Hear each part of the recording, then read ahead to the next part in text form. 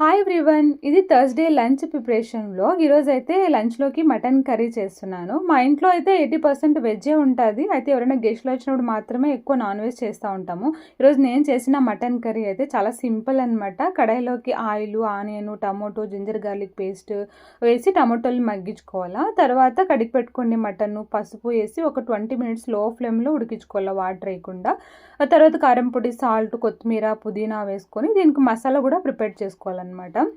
ప్యాన్లోకి ఒక 2 table spoon ధనియాలు, సోంపు, దాల్చిన చెక్క, మిరియాలు, లవంగాలు, క్యాషు, గసగసాలు, ఎండు కొబ్బరి లైట్గా వేయించేసుకొని మెత్తగా పేస్ట్ చేసుకొని కొద్దిగా వాటర్ వేసేసి లో ఫ్లేమ్లో ఉడికించుకుంటే మటన్ కర్రీ అయితే రెడీ అయిపోతుంది. మా అమ్మ వాళ్ళకైతే ప్రతిరోజు రాగి సంగటి తినే అలవాటు అనమాట. సో మటన్ కర్రీలోకి రాగి సంగటి అయితేనే చాలా బాగుంటుంది. ఇంకా మా ఊరి స్టైల్లో రేషన్ రైస్ వేసేసి ఇంకా రాగి సంగటి చేసేసాను. ఇంకా ఈరోజు లంచ్లోకి అయితే వేడి వేడిగా రాగి సంగటి, మటన్ కర్రీ సూపర్ కాంబినేషన్.